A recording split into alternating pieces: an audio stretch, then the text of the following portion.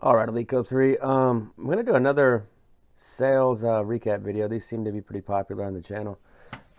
Just basically, my voice is going out, but it's like a summary of what I sell either over the weekend or nightly. This one is nightly. Um, there were just some interesting cards I wanted to show for this one. So we'll start off with this is extremely low end, but my store offers a little bit for everybody. So here's Berry Pro Set. Now I have this listed as mint, and it'll say QTY at the end of the listing, which means quantity. And it basically means that I'm using a stock photo for the listing. I know it's nice to have the actual photo of the card. I just get so much volume into the store. This makes it easier. So if you buy this card from me and it says mint QTY, you'll get a berry in mint condition. It might not be the actual one from the photo, but there's only so much time in the day for me to sell cards, and that helps me out. I haven't had a lot of problems with it either. Here's an this is Edge Supreme, so not like a highly touted brand. This was it was actually in my stack to be graded, but it was listed in the store, which is I'm not really sure how that happened, but it's the Brady Edge, just an error by me, but it's probably like a 7.5 ish range. I got this in a pack yesterday. I actually decided to break a hobby box of Bowman, so that's the only one I did. It's just too expensive.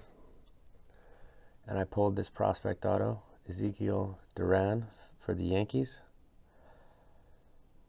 And I just kind of checked Terapeak. I saw what they were going for, and I priced it fairly, and it sold as a fixed price listing. Here's a McGuire. This one went cheap. I think we're seeing a little dip in the McGuire, and also probably the Sosa stuff. The documentary aired on Sunday night. A lot of hype in the last month for the build-up, but we are seeing a drop in McGuire's prices, namely his tops 85. This card in a PSA 9. It was pushing 350. I think now they're like half that. So, but I mean that's still not bad because they were like 60, 65 bucks before the documentary was announced. So still a rise in that card. I'm sure it'll drop back to like 120, 130. Here's Leaf Frank. I think this has cooled off just a little bit across the board. I'm actually seeing a cool down in the card market on some of the auctions I'm listing. But that's also when comparing to how things were going there for a while. Things were out of control. This is another quantity listing mint for the Griffey Donruss. See how it's off centered. It's probably close to gem mint if it's centered. Very clean card. So I think that was like $7. Okay, so I don't know what a PSA 10 of this card goes for, but it'd be interesting to compare some of the SGC grades to what the PSA ones do. And this is in lieu of the announcement by PSA, I think it was last week. They will no longer grade 2017 to present, which is considered ultra modern at the normal bulk rates. It's going to be $12. I think it's $12 if you submit 115, or 14 or 15 if you submit 50. So that's incredibly pricey. I'll be shifting the way I send some of my lower end modern stuff in. I'll send more to SGC. It just doesn't make sense to send in a $5 Bo Bichette or a Yordan Alvarez and pay $12 for a grading fee. So just have to shift some things around.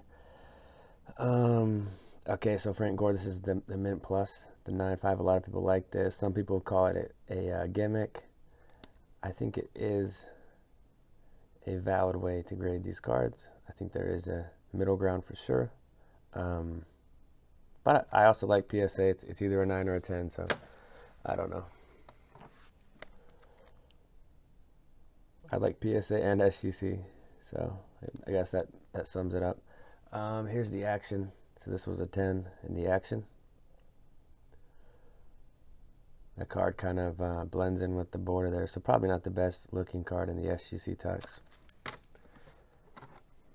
These have jumped up a little bit. The Star Rookie, 254, Tom Brady.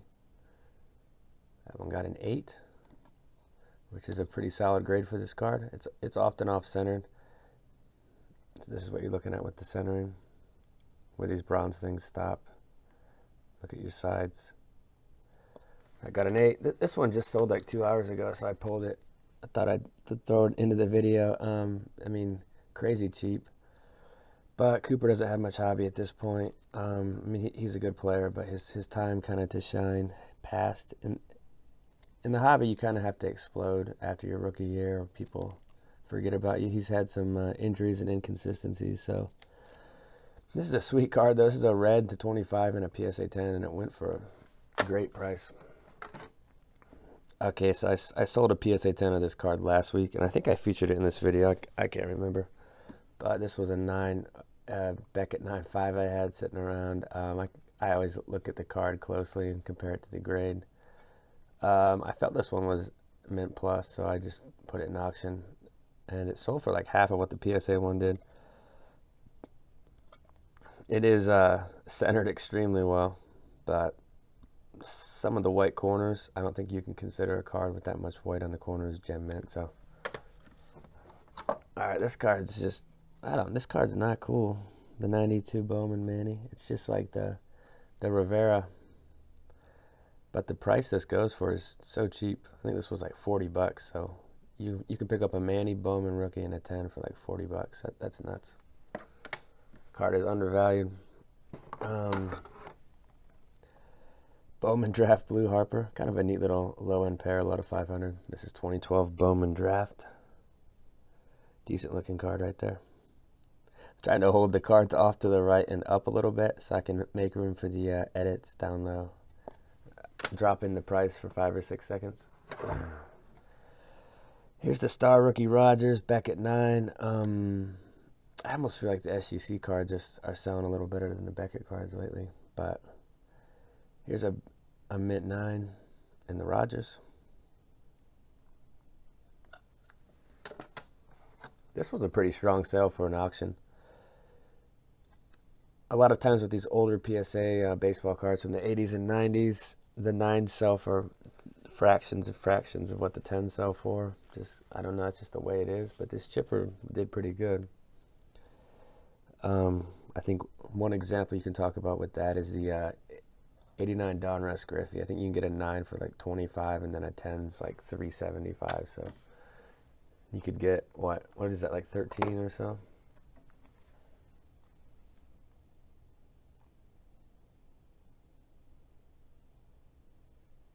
I'm doing the math. You get like 15 9s for 110. That's crazy.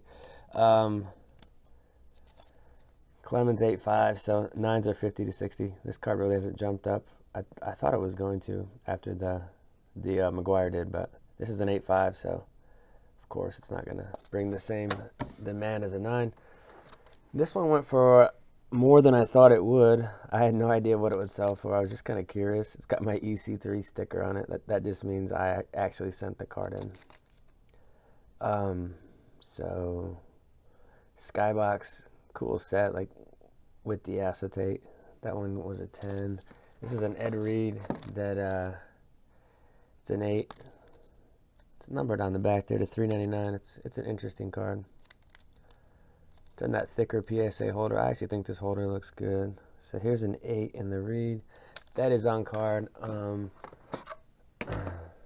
Bell trays. This is just the kind of stuff that I sell. So 97 Bowman Chrome Bell tray. Probably another undervalued card right now. I think in the future this will be about double of what it sells for now. So Bell tray. And then here's an Acuna. I'm thinking a PSA 9 is around 100 in this.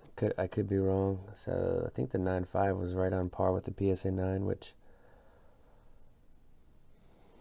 I guess that's about right. I think for the most part, though, SGC 9.5s tend to outsell PSA 9s. So there's the 9.5. And then finishing off with Bench. This is a really cool Johnny Bench card in a 6. So it's got the rookie cup.